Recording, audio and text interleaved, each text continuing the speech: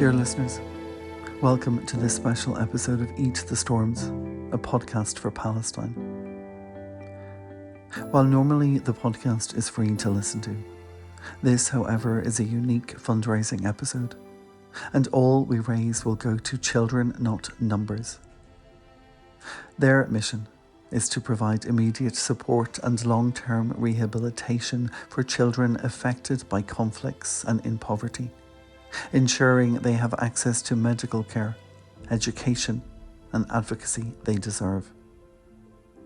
So while the podcast is free to listen to on platforms like Spotify, Apple, Google, Breaker, Podbean, Player FM, Overcast, Pocket Cast, Castbox, Podcast Addicts, iTunes, Amazon Music, and YouTube, today I am asking you, after you listen to this episode, to go to our GoFundMe page, which you can find on all our social media platforms and on today's blog post, and support Children Not Numbers. Today we have voices from Ireland, the United Kingdom, and Palestine. And some of our readers will read the work of Palestinian poets and writers in order to keep their stories alive, in order to show our solidarity, in order to demonstrate our humanity. Thank you for listening. Thank you for supporting. Free Palestine.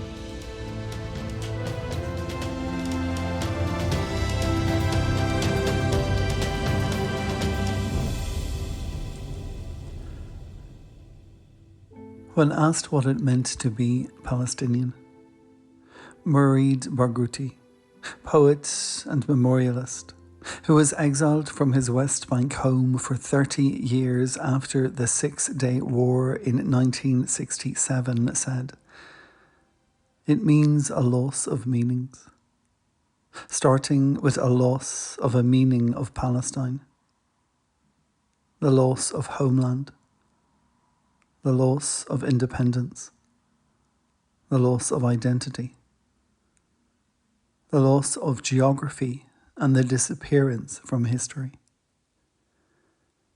But at the same time, being a Palestinian is being a person in spite of all this, who refuses to turn himself or herself into a problem.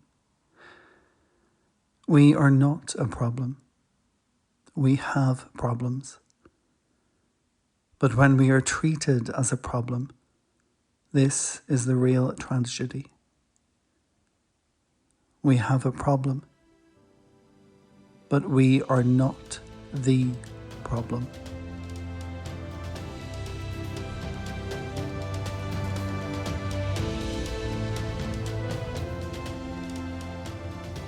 Zach Hania, an Irish Palestinian who studied here in Dublin, married his wife, had 4 children, and then they decided to return to Palestine. However, when the genocide began and they tried to leave, he was kept behind even though all of their names were on the list to leave. And for 6 months there was a campaign to bring Zach back. When he eventually returned to his family here in Ireland, he said, "We inherited a dream from our parents and are trying for all our life to fulfill our dreams and our parents' dreams. I say to the Israelis and to the whole world, do you think any Palestinian can betray their mothers and fathers? We will not rest. My parents are dead, but I will work to fulfill their dream. Their dream is to have a free Palestine, to go back to their own village that they were expelled from by Israeli gangs of teenagers, kicked out of their village and of Palestine. And we will work for the rest of our life. And if we cannot achieve their dream, I say to my kids, I will hand you this dream for you to keep in your life, to achieve your grandparents' dream and your father and mother's dream."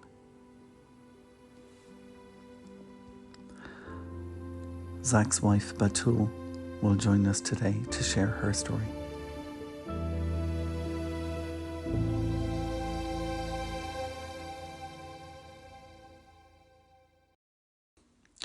As this is a special episode of Eat the Storms, and the point is to share our voices. Full bios for all of my guests today, and the bios of any of the Palestinian writers they have chosen to read the work of, is available in the latest podcast blog over at eatthestorms.com. Therefore, today I will just make short introductions to each guest. And to start off, we have an award-winning poet, playwright and essayist, with 5 books from Salmon Poetry, reading for us today a poem which appeared in his 2016 collection, The Art of Dying. This is Adam Wyatt.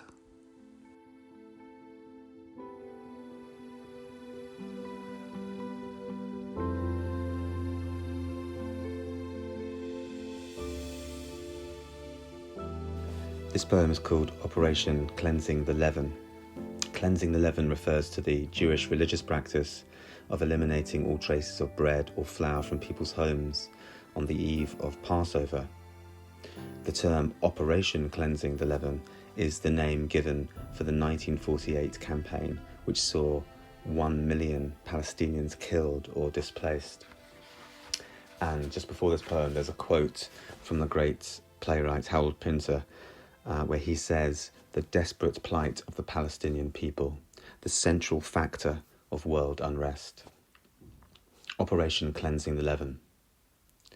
Observers spend the weeks in a flurry of house cleaning to expunge every scrap from all parts of the home. Flour is treated as vermin and must be quashed at all costs. Law requires the elimination of olive-sized or larger quantities of leavening. But a good housekeeper leaves no seed unturned. The cracks of kitchen counters are thoroughly scrubbed to remove any traces, however small. Then, when every last molecule has been disposed of, observers wash their hands and every part of their person to avoid any suggestion of contamination.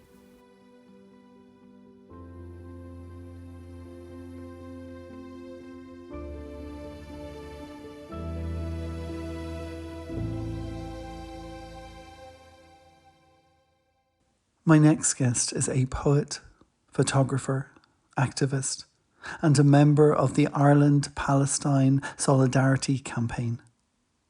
Her poem, which she will read today, Perhaps My Pen is Hamas, has been heard at several events and demonstrations for Gaza, Palestine, including 2 events marking the 1 year of the genocide in Gaza.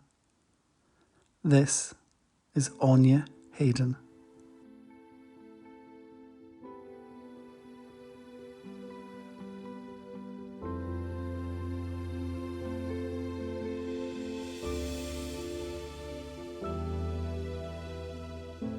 Perhaps my pen is Hamas. Remember how they bombed the upturned fishing boats on the beach?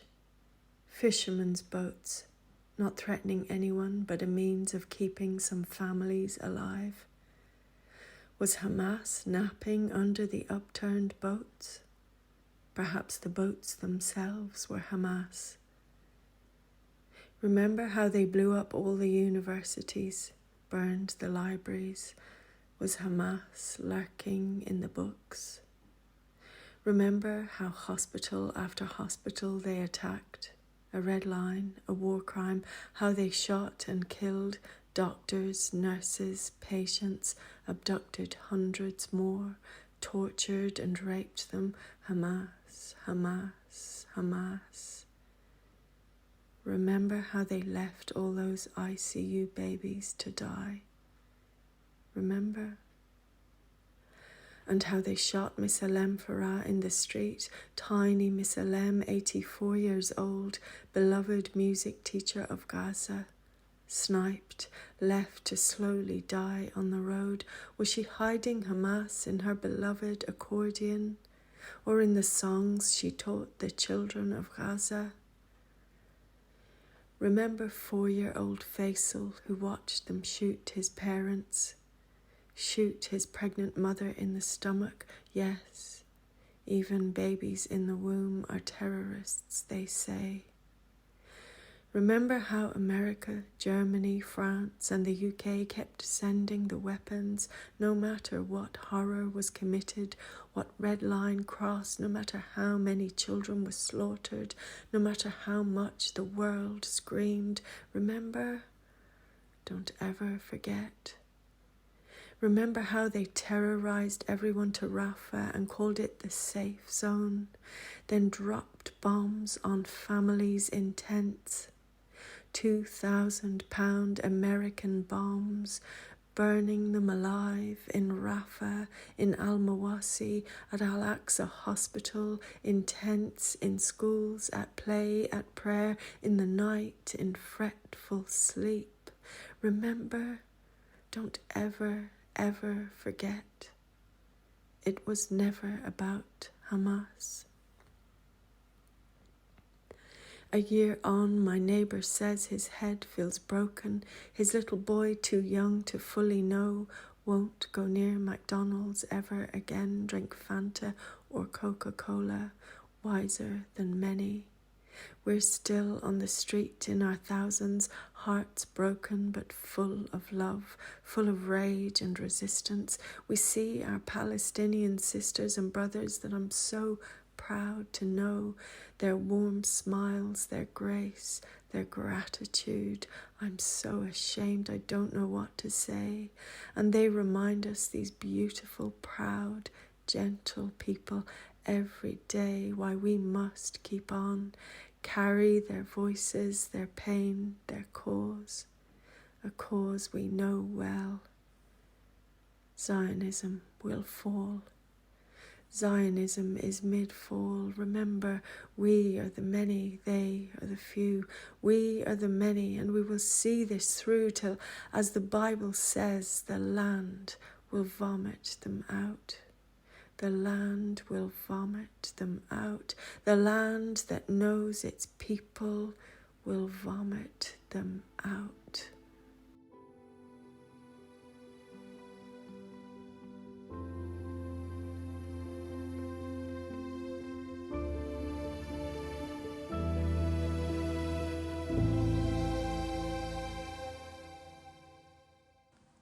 My next guest is originally from Malaysia and now lives in Athlone here in Ireland and is a poet, short story writer, facilitator and event coordinator. Her work has been widely published in many journals, both online and in print, and her debut collection, Flirting with Tigers, was published by Daedalus Press in 2023. This is Amy Abdullah Barry.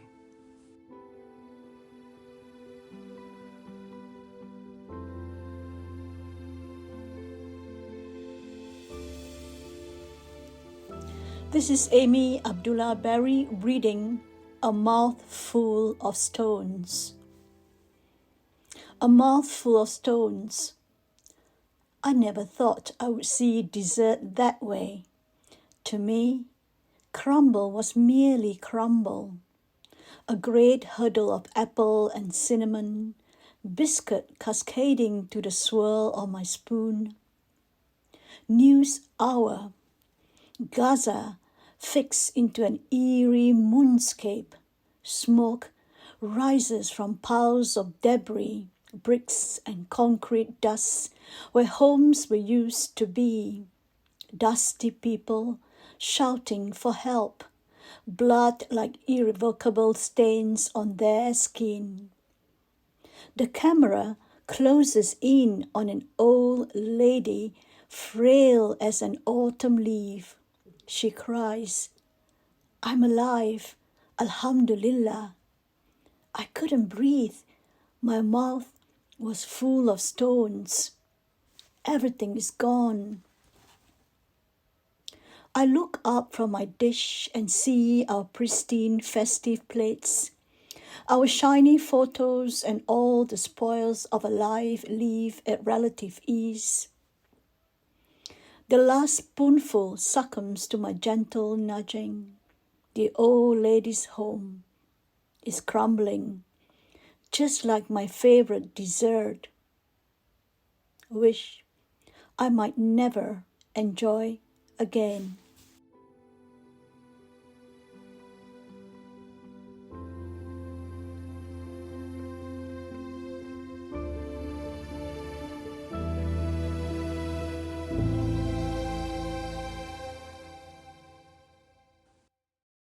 My next guest is the author of 4 poetry collections, the most recent Dismantle, published by Salmon Poetry earlier this year.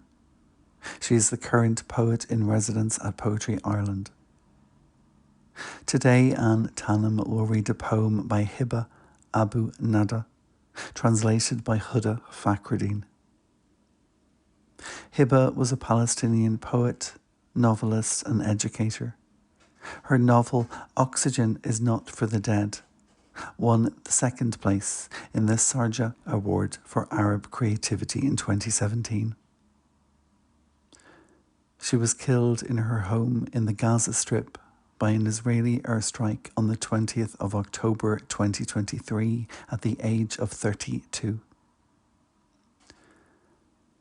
Huda Fakhruddin's work focuses on modernist movements and trends in Arabic poetry and their relationship to the Arabic literary tradition.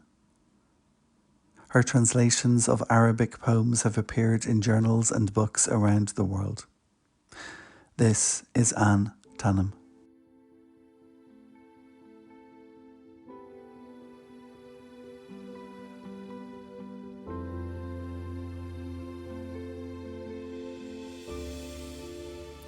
Not Just Passing by Hiba Abu Nada, translated by Huda Fakhruddin. Yesterday, a star said to the little light in my heart, "We are not just transients passing. Do not die. Beneath this glow, some wanderers go on walking. You were first created out of love, so carry nothing but love to those who are trembling. One day, all gardens sprouted from our names, from what remained of heart's yearning.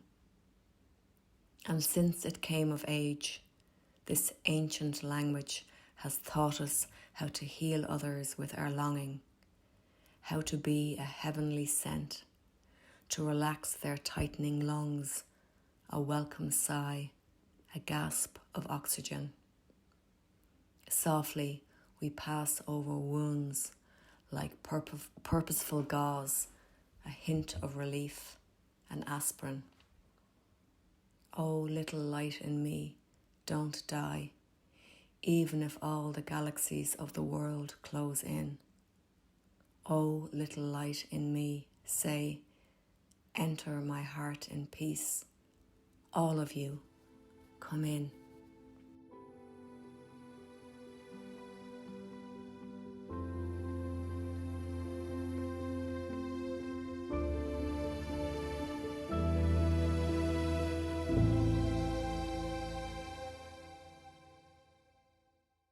My next guest today is a poet and the editor-in-chief of She Press, whose most recent publication, Keep Telling of Gaza, featured the poetry of Kaula Badwan and Alison Phipps. Anik Yerem will now read a poem by Kaula Badwan.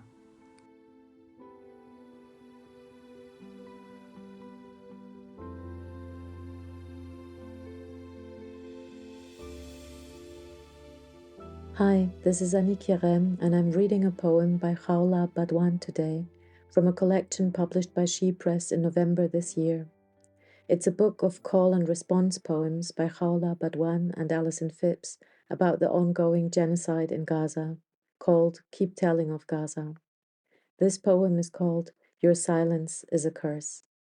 Thank you so much for having me, Damien. 15th of September, a curse. Your silence is a curse, dropped on the already dead and those slowly dying and those defending the dead. Your silence is a curse, dropped on Gaza in rubbles, schools with no children and land deprived of life. Your silence is a curse, dropped on decades of struggle, order of laws, rights and freedoms and language we used to believe. Your silence is a curse, dropped on own trustworthiness, claims of respecting equality, and words on fighting racism.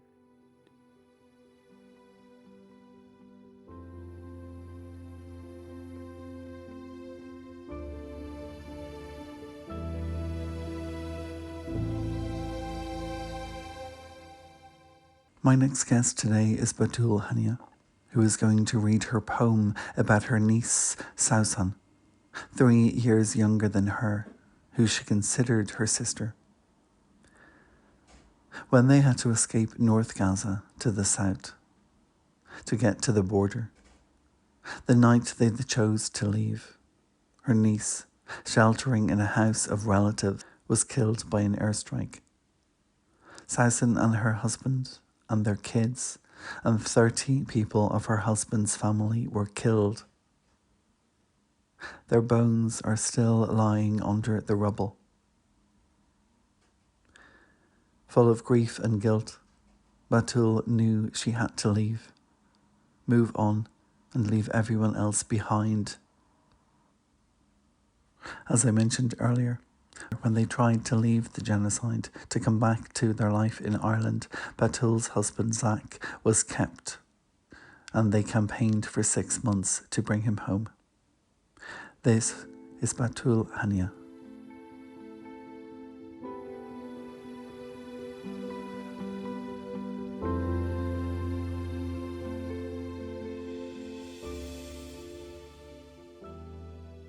Sausan, I've tried to host you in some lines rhymed, but my pen has dried. My thoughts of you couldn't bind. You always liked beauty, but I couldn't seize your beauty here, lined. In few lines, what shall my pen write? In few lines, what shall my tongue recite? In few lines, would your beauty fit? No, it won't. I knew you cannot be seized in a rhyme poem. Enough that is your body seized since last year under the rubbles of the place you and your children have escaped death to be safe. I want you to rest in a free verse, Sausan. What other than free verse can align with your free, beautiful soul? Sausan, what a melody your name composes. Sausan, the Mediterranean flower that blooms in blue, velvet, pink, white and red. I remember I've witnessed you shining in happy ceremonies we had in the past, in all that colors except for the last, the red. I think only the ground that could witness your beauty in red now, Sausan. They say that Sausan the flower is known for its special relaxing scents. They say it is a symbol of courage, confidence and hope. They say it's perennial and long-livous. Sausan, how much you are like your name. Not only you have loved beauty, scents and perfumes, but also you always made the atmosphere around you relaxing and calm with your kindness and endless care. Sausan, you've much resembled your name. A woman of beauty, a person of hope and confidence, a caring mom of 5 beautiful kids, a young mom who had long-lived days in front of her to live, to raise her children, to witness their successes, weddings and happy days, to have her grandchildren run and play before her eyes. She was long-lived. She waited at that haunted night, squeezing her babies in fear and hope that the strikes of the cowards would fly away and mistake them, but they had another plan. The vicious bastards had decided to dine on her and her babies that haunted night. They wanted to silence your voices, Susan. They wanted to cut your lives. They wanted to silence little Kaise's giggles of your hugs and cuddles. They wanted to silence Lena's songs she always repeated for you after school. They wanted to silence Ahmed's joyful cheerings of his football goals.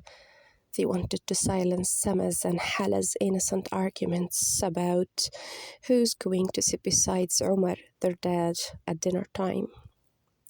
The arguments you always ended with, everyone has a turn to sit beside dad. That very haunted night, I wonder, Susan, if you cared about whose turn it was to be beside his dad. I believe it was everyone's turn to be squeezed and covered by their dad for the last time. Above you, there was the savage beast who had decided it's your family's turn for their blood to be vampired and sucked that night. Susan, forgive me, forgive my pen that lines this ugly beast beside your innocent sainting name. I just want your name to haunt that bastard's nights. I want you to strike his dreams in red that he has dressed you and your babies that night. Susan, you were long live us like your name. Susan, you are long live us like your name. For now, be your soul flying up freely, much higher above that beast who thinks he owns the sky. Susan, you are long live us between the Susan flowers that now have turned to grow in the seventh sky.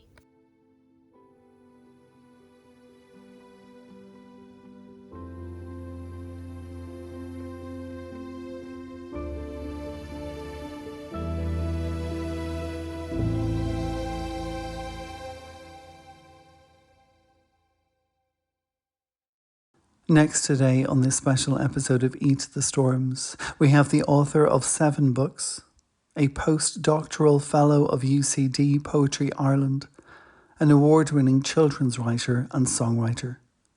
She was the inaugural Poet in Residence at Poetry Ireland. This is Catherine Ann Cullen.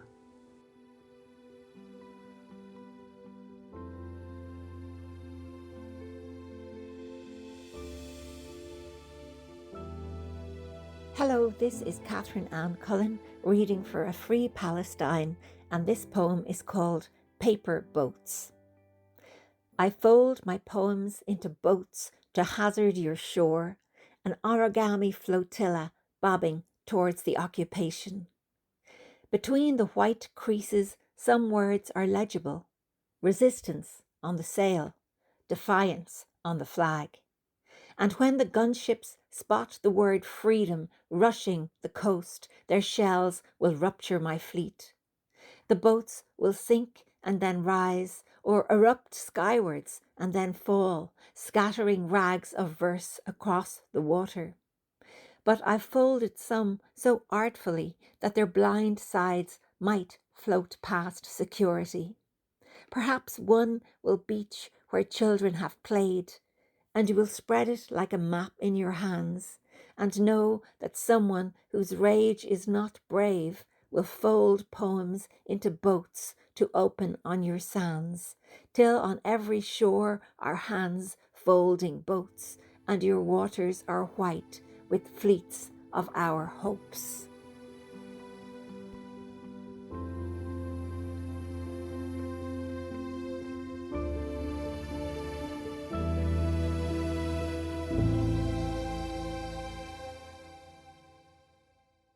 My next guest is the author of 2 collections of short stories in Irish, and just this week his debut novel Fish was published by Laura Vrack and was awarded the first prize for a work of prose at the Oireachtas na Gaeilge in 2023. This is Colm O'Ceallaigh, who will be reading 2 poems in Irish, 2 translations. The first is Colm's translation of the poem If I Should Die by Rifat Al-Arir, who was killed by an Israeli airstrike in December 2023, having refused to leave his home of Gaza during the genocide. The second is Colm's translation of the poem O Rascal Children of Gaza by Khaled Juma. Seo é Colm O'Ceallaigh.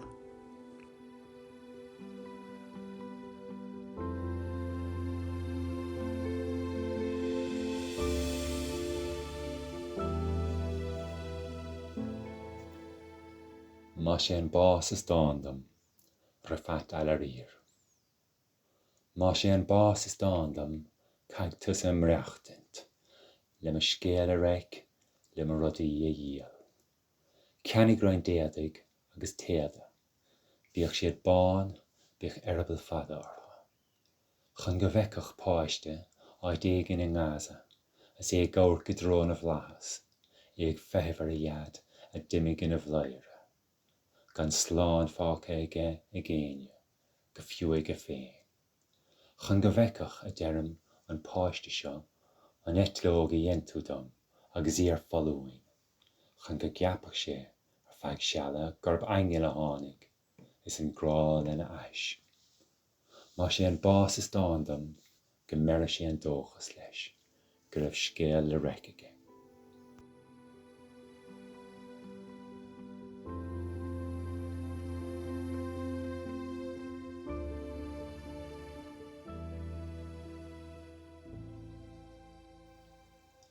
A fáistí Gaza a rógarí, Khaled Juma. A fáistí Gaza a rógarí, sibh sé bhíoch ag siar scradíl faoi bhan muineoige, ní thugach sibh nóméad suaimhnis dom. Sibh sé bhrannach gach maidin orm farú agus cír thuathil. Sibh sé bhris ma bhása is a ghuide an bhlám a bhalcóin. Tar ar ais, scradigí in ardmhór an gcathanna, brisigí ma bhásanna, goidigí ma bhláhanna, ach tar ar ais, tar ar ais.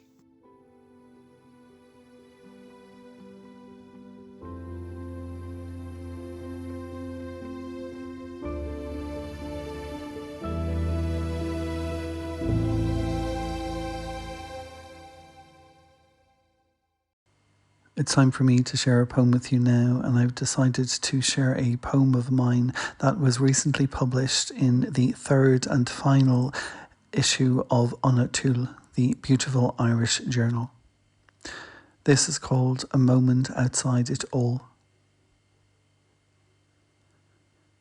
You type a question into your phone. Ask why this building is here. This piece of Rome at home in Dublin. In Google Translate, I explain how everything shifts, is moved, displaced. Now, even then. How we take root in other times. In my head, I ask myself a question I won't translate. How do you choose what to leave? Family, friend, food, their blood, his body, her baby.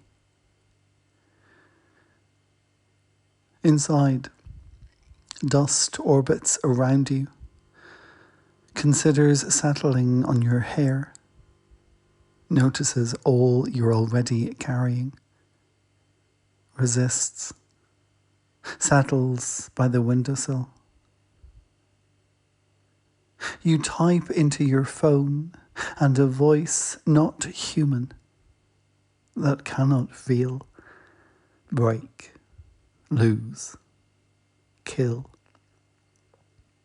Asks me about the floor, the wood, its root. I say it's a Chinese star that made its home in a Roman temple on the outskirts of a city. On an island we all tried to leave once, when foreign foot pushed too hard against the failings of a broken soil. A smile flickers at the corner of your mouth, is caught, pushed back into a room your mind built to defend, where you've tied up the things that gave you joy. Here, far from there, allowing me to talk of silly things, distract us from happenings beyond this floor, in the newspaper, on the radio, at the airport. People arriving without a bag, belonging, longing not to walk across another cold, concrete concourse. And later, wondering like you, where to catch a moment's breath. We continue, stop, translate, move on. When we are done, you thank me for giving you this time. You leave, and inside I break, shudder, crumble to the ground. Do all the things you cannot. Not now. Not here. Not yet.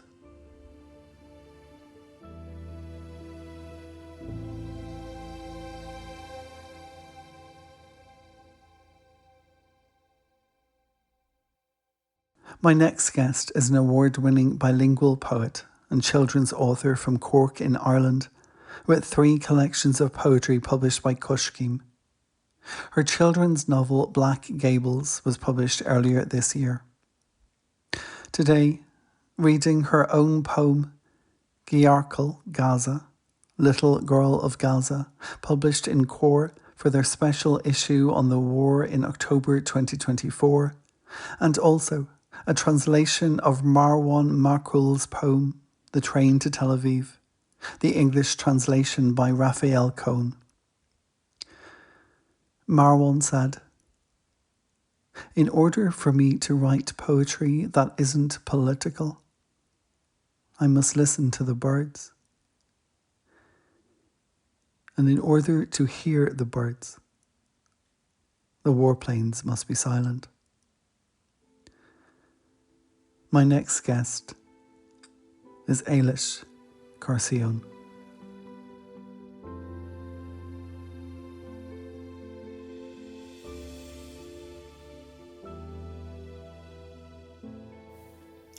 Giarkal Gaza.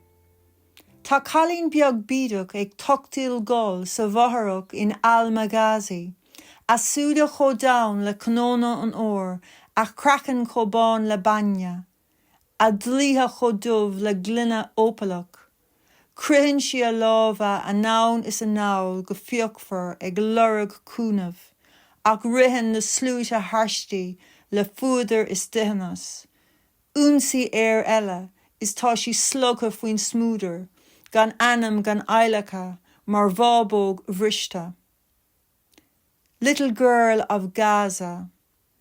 A little girl wails in a ruin in Al-Maghazi, eyes amber gold like autumn nuts, skin white as milk, tresses dark as opal, swinging her arms back and forth fiercely, begging for help. The crowds scramble past in panic. Another air raid, and the little girl of Gaza is swallowed under the dust, without a name, without burial, a broken doll.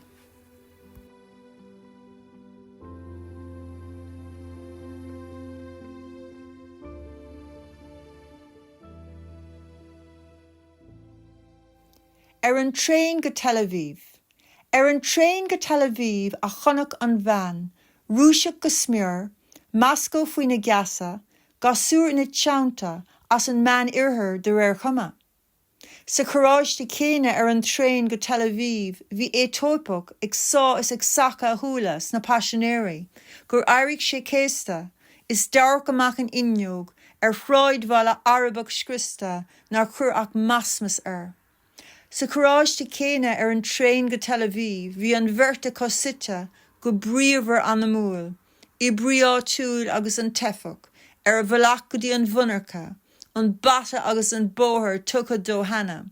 Thaobh maláimhe deise, bhí an giúdach as Morocco, a leabharlam feadh scathamh faoi chora crua a héal.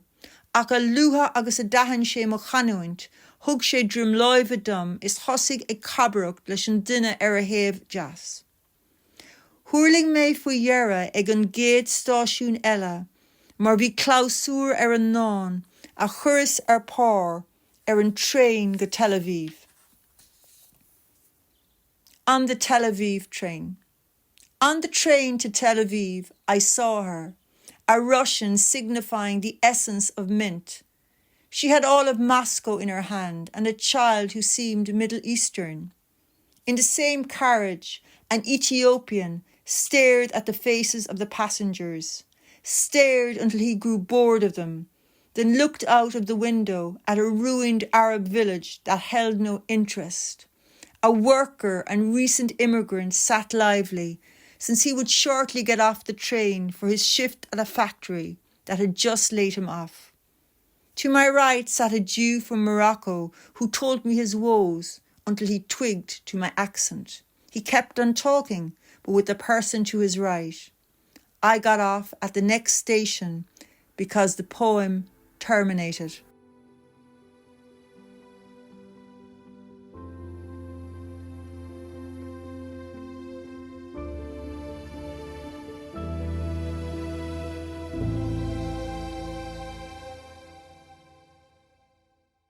My next guest today is the author of short stories, autofiction, essays and accidental poetry that have been published, broadcast and translated. She is the organiser and the MC for Open Mic for Gaza. Today, Fiona O'Rourke will read two poems by Musab Abu Toha, a Palestinian poet, short story writer and essayist from Gaza. This is Fiona O'Rourke.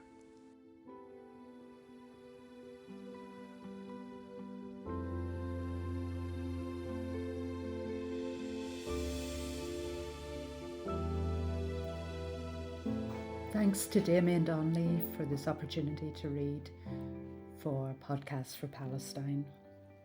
Two poems from Musab Abu Toha. This one I found in Cafe Bang Bang in Phibsborough. What a Gazan should do during an Israeli airstrike.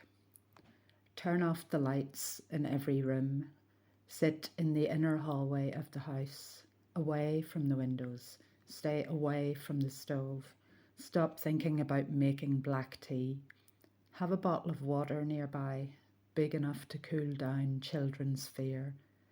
Get a child's kindergarten backpack and stuff tiny toys and whatever amount of money there is, and the ID cards and photos of late grandparents, aunts or uncles, and the grandparents' wedding invitation that's been kept for a long time.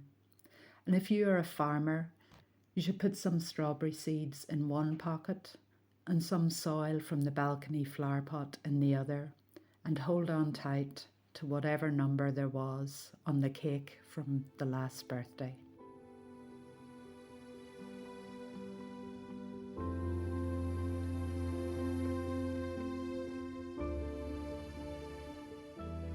second poem is Memorize Your Dream. Close your eyes and walk on the ocean. Dabble your hands in the water and catch your poem's words. Write the words up on the clouds. Don't worry, they will find their land. Open your eyes in the night. The sea is no longer blue. Look around and from the descending raindrops, pick your punctuation marks. Put on your swimsuit, dive deep down and look for a title for your epic. Embark on your moving homeland, your boat.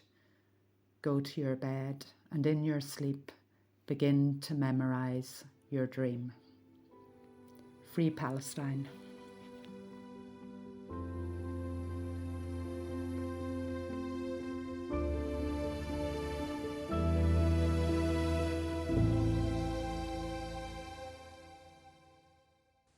My next guest is the author of 4 poetry collections published by Blood Axe Books, the most recent of which, A Change in the Air, was shortlisted for the Forward Prize in 2023 and also the T.S. Eliot Prize.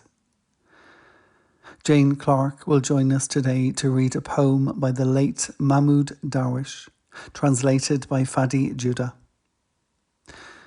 Darwish was the most acclaimed poet in the Arab world and widely considered to be on the shortlist for the Nobel Prize. He was the Poet Laureate of Palestine. Fadi Judah is the author of 4 collections of poetry, the most recent being Footnotes in the Order of Disappearance. He received a PEN Award, the Griffin Poetry Prize and the Guggenheim Fellowship. This is Jane Clark.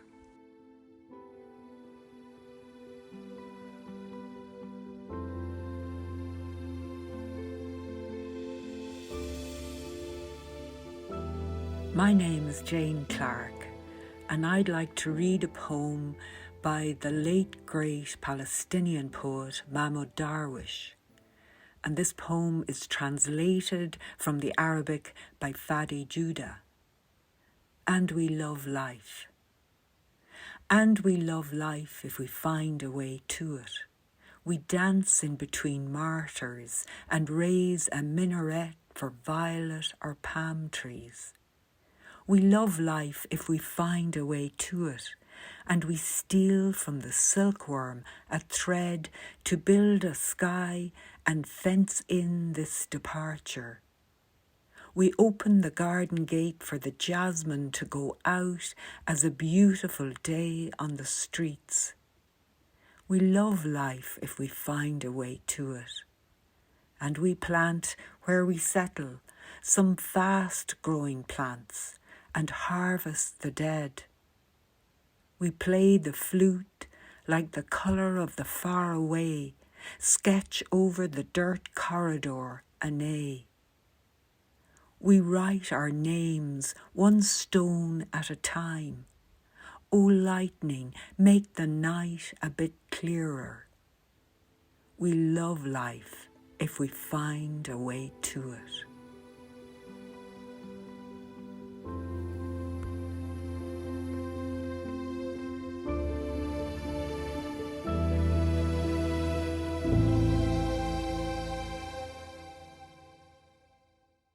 My next guest has had chapbooks published by Nine Pens Press and the Black Light Engine Room, and her collection Silver Spoon was published by Salmon Poetry.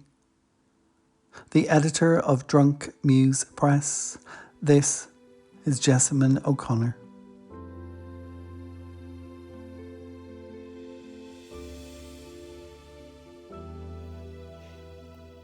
Stop calling it war.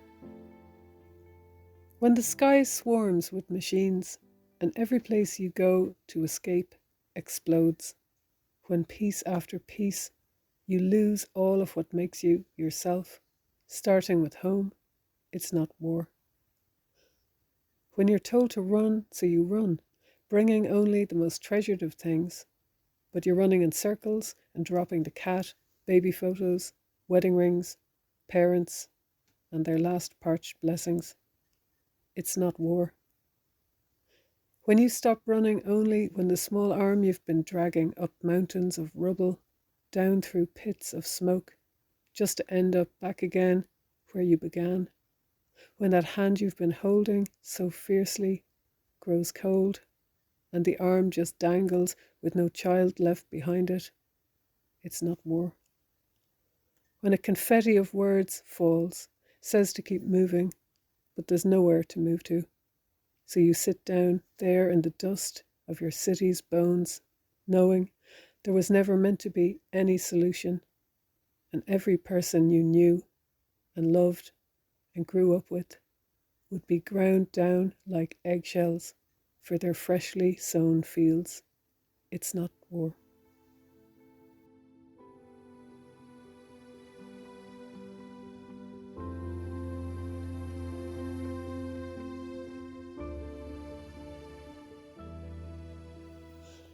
The most moral army in the world.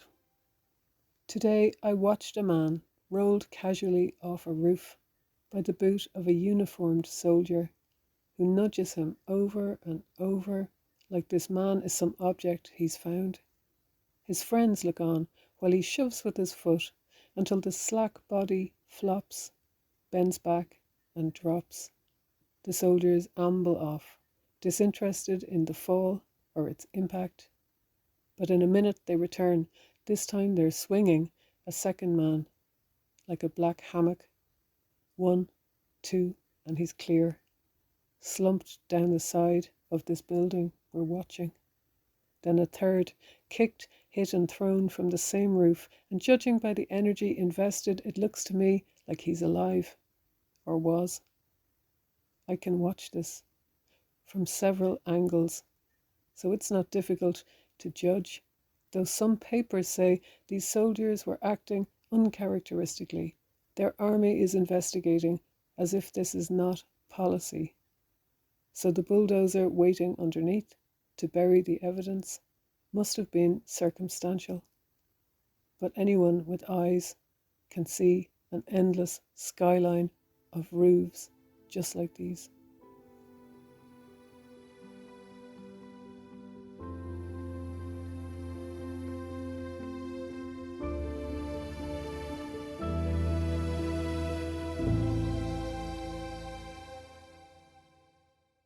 Next today, for this Podcast for Palestine special episode, we have a poet, essayist and editor at Banshee Press, the recipient of the Chair of Ireland Poetry Bursary, the Hennessy New Writer of the Year and the Field Day Tundish Award 2024 for contribution to arts in Ireland. With a new collection coming in 2025, this is Jessica Traynor.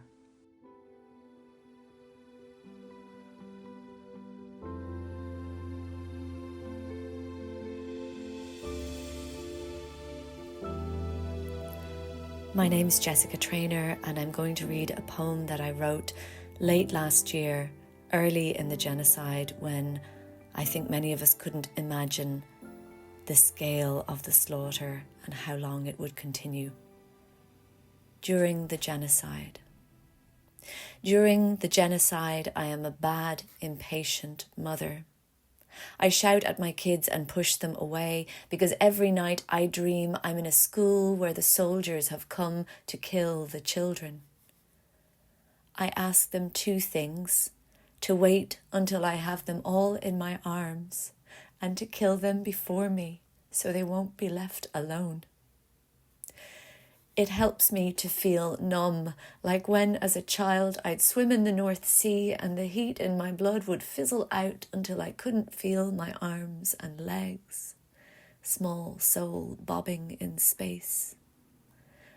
But now the feeling won't stop, pushing desperate fingers into every corner of my body, till the first shots tear the membrane, and all that's left is the hope that death is a step out of cold water into spring air.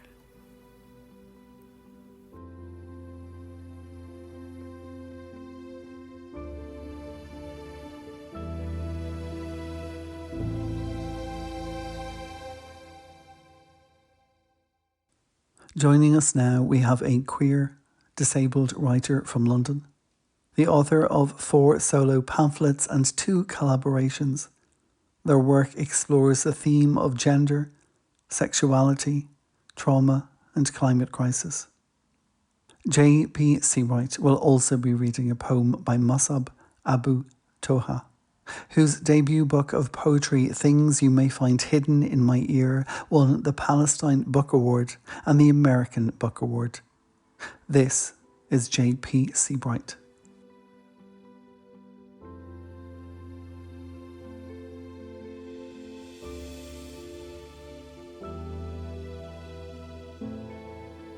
What is Home? By Musab Abu Toha. What is home? It is the shade of trees on my way to school, before they were uprooted. It is my grandparents' black and white wedding photo, before the walls crumbled. It is my uncle's prayer rug, where dozens of ants slept on wintry nights, before it was looted and put in a museum. It is the oven my mother used to bake bread and roast chicken, before a bomb reduced our house to ashes. It is the cafe where I watched football matches and played. My child stops me. Can a 4-letter word hold all of these?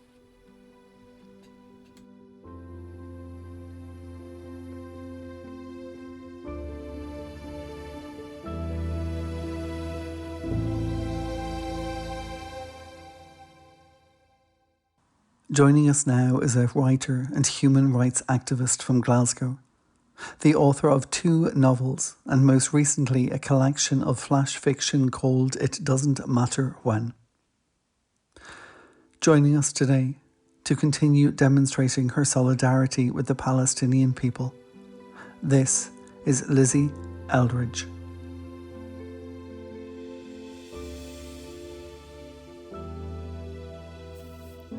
The story I'm going to read is called Sumud.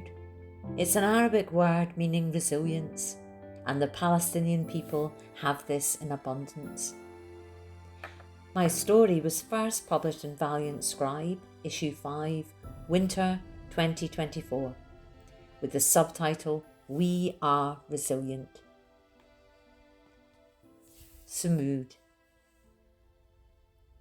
Feel the sound vibrating in the soles of your feet. Let the emotion flood through the whole of your body from the roots of the earth. Noor thought of her teacher's words as she lay in the darkness, seeing nothing, feeling nothing. She tried to move her feet, but wasn't sure if they were there at the end of her heavy, deadweight legs. The stench engulfing her was sickening. She could taste it on her breath and was amazed to find she was still breathing. She wished she wasn't, as each intake of air induced nausea. Her nostrils, her mouth, her tongue were filled with a smoke she didn't recognise. It didn't come from the fire that her family always used to cook spices and meat and vegetables so fresh they sang of newly raked soil. Her mouth was choked with dust. And something else too.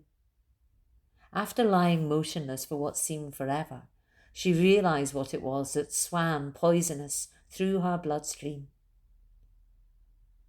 It was the smell of charred flesh, she thought. Perhaps it was her own. Fill your lungs with air, her teacher said, as if you're filling them so full of goodness and energy you could overflow. Noor didn't want her lungs to fill up in this dark, noxious cavern she'd once called home. Mama, she cried, when her voice suddenly broke through this foul and stinking night.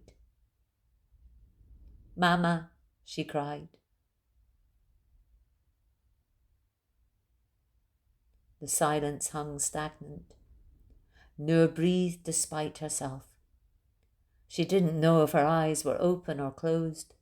For all she knew, this night was day. She became aware of something pressing down against her chest, but couldn't move her arms to check what it was or heave whatever this was away. She breathed down into what once were the soles of her feet, aware of an empty lightness as she did. Her entire being felt as hollowed out as this blind and gaping chasm where she lay. Go down as deep as the cellar, her teacher said. Noor breathed down and down, refusing to let the fumes clog up her arteries and thicken her veins. Clots of chemicals would surely be dissolved. Nothing, no nothing, could stand in her way. She reached down and down and down with her breath, letting her imagination sculpt the trembling void.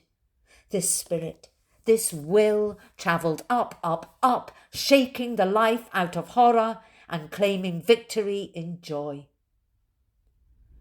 The breath, the air, the spirit ignited every space in her small body, warming her skin and bones and lighting memories of her mother's kiss, her father's strong and tight and reassuring hand.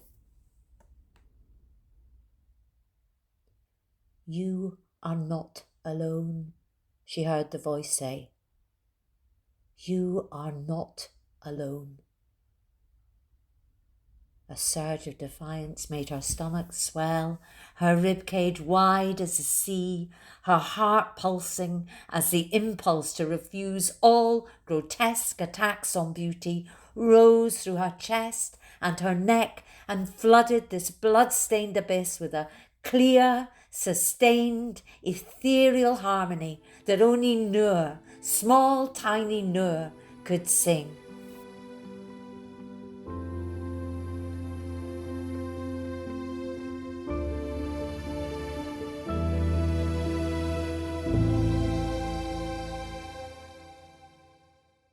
Our next guest is a Dublin poet, secondary school teacher, actor, activist, lyricist and spoken word artist who's performed at shows and festivals across Ireland, including Electric Picnic and Fela Belfast.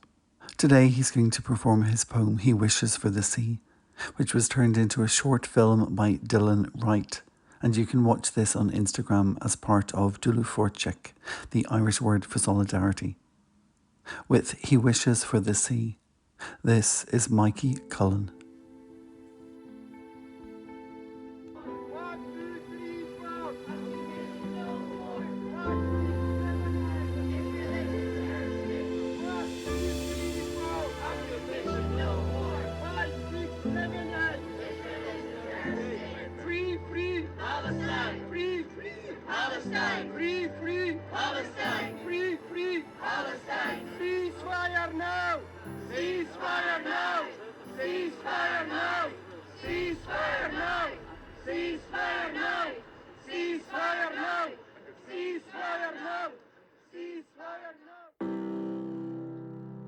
I've never seen the sea.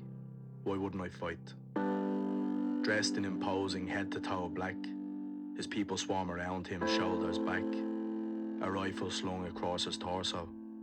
He tells the interviewer he's 18. Young to be a gunman, I say to myself. Says that he's a part of the lion's den. The fear-inducing visage assuaged by the cracks of light and person emanating out of the slits of his mask.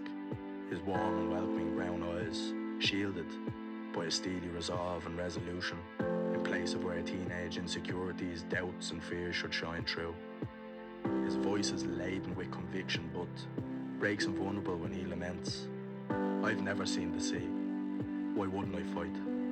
In his youthful longing, I hear my students his age, their longings and their dreams, met with reality's cold confrontation. I see him, I hear him, I hear his people, their song, their dream. Daniel escaped the lion's den. They were not allowed. The walls of Janine's camp calls for resistance. Its spirit dwells in every breath of existence. in those creased lion skins of elders older than those who imposed the lions across the Levant, and in the unbridled laughter emanating from children kicking around a shabby ball and dreaming of emulating the name on the back of their shirt. Their laughter escapes into the sky where kites should flutter, not hawks hover. The limit of their dreams only the craters hollowed from above and walls covered with holes and dried up blood. We all have to fight for our dreams. There is a gaze captured, a gaze in the eyes of the camp's youth and our gunman, a gaze to nothing, from those who've said goodbye too many times to count, from those who should still believe in monsters, without having evidence of their actual existence, from those who still dream in spite of their reality, to spite reality. Death shatters all illusions and they stare beyond the precipice. Innocence fades in us all. Here, it is obliterated all at once. I realise that there is no young here, no too young. There isn't anyway for the hawks. It's a gaze far beyond the physical and mental confines, beyond walls, checkpoints, borders and their reality, to another land, another time, to where the sky doesn't fall and birds sing not bullets, to safety and opportunity, across a sea that they've never known.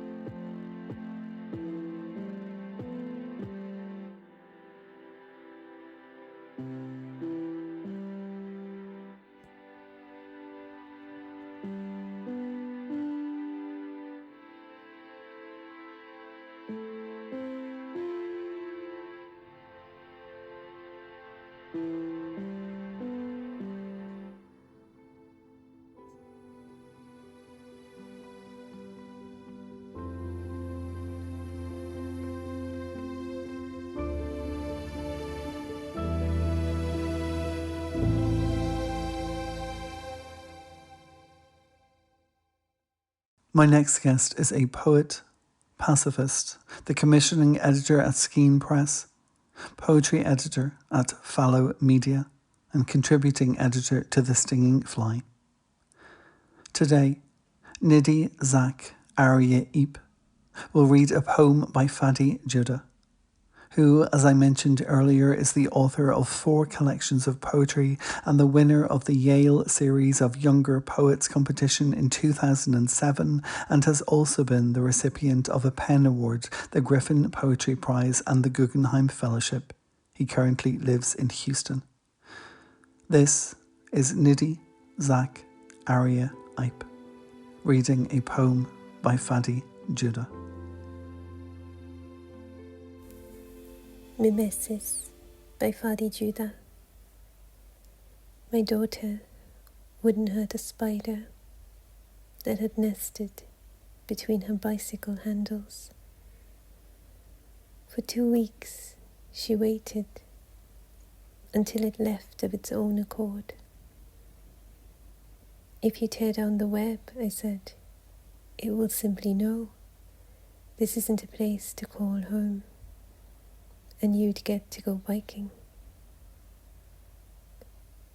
She said, that's how others become refugees, isn't it?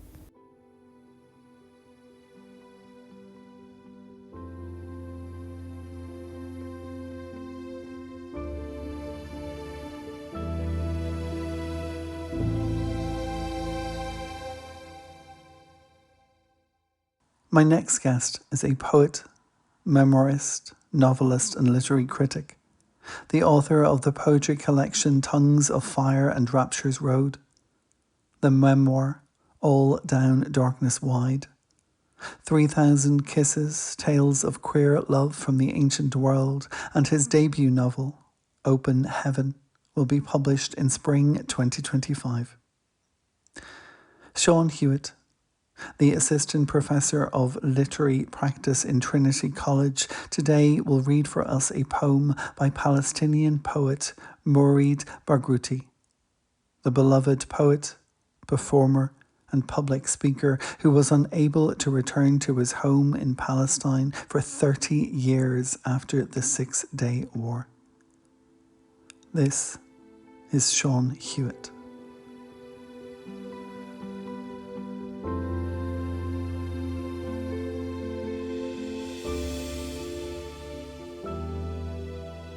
The Three Cypress Trees by Mourid Barghouti.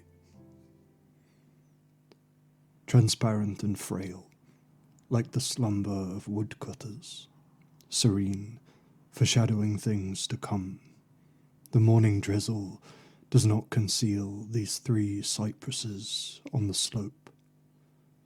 Their details belie their sameness, their radiance confirms it. I said I wouldn't dare to keep looking at them. There is a beauty that takes away our daring. There are times when courage fades away. The clouds rolling high above change the form of the cypresses. The birds flying towards other skies change the resonance of the cypresses. The tiled line behind them fixes the greenness of the cypresses, and there are trees whose only fruit is greenness.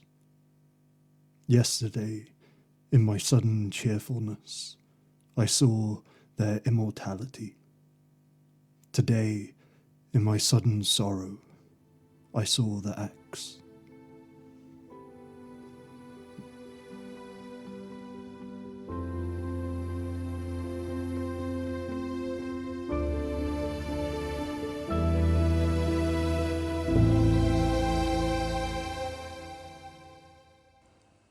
My next guest today is joining us from Wales and is the author of the poetry collections Magnifying Glass and Welcome to the Museum of a Life, both published by Black Eyed Publishing. Today, Sue Finch is joining us on this special episode of Podcast for Palestine to read a poem from Keep Telling of Gaza, the most recent publication by She Press, featuring poems by Kaula Badwan and Alison Phipps. This is a poem by Alison, read by Sue Finch.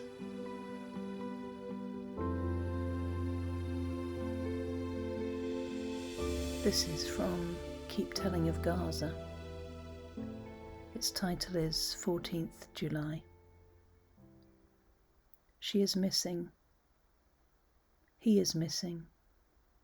They are all missing. They are trapped. Their bodies are unreachable under the rubble of home. We cannot oil their skin in a final touch of love, or dig their graves and gentle them with our tears. They are missing. Missing.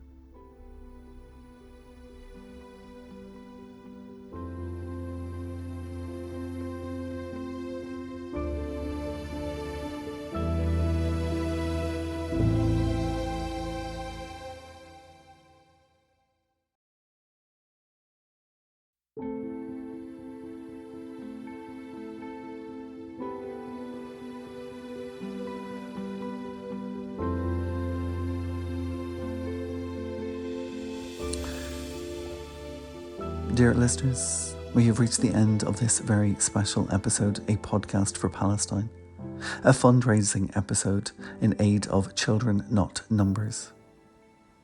I wish we didn't have to make episodes like this, but our humanity is crumbling all around us.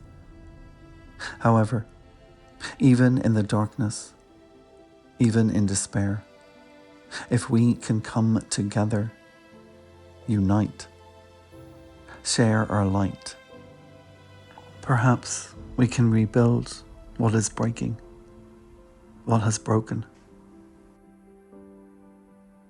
As Rifat Al-Arir said in the last lines of his poem, If I Must Die. If I must die, let it bring hope. Let it be a tale. Rifat died on the 6th of December 2023, along with his brother, killed in an airstrike. Thank you to all of my guests who have taken part on today's show. For full details on all of my guests, head over to eatthestorms.com, click on the podcast section, and there you will find a blog post for today's episode, A Podcast for Palestine. There you will also find a link to our GoFundMe page, and all that we raise for this episode will go to children, not numbers. My name is Damien B Donnelly. This has been Eat the Storms, a special episode, a podcast for Palestine. Thank you for listening to their stories. Free Palestine.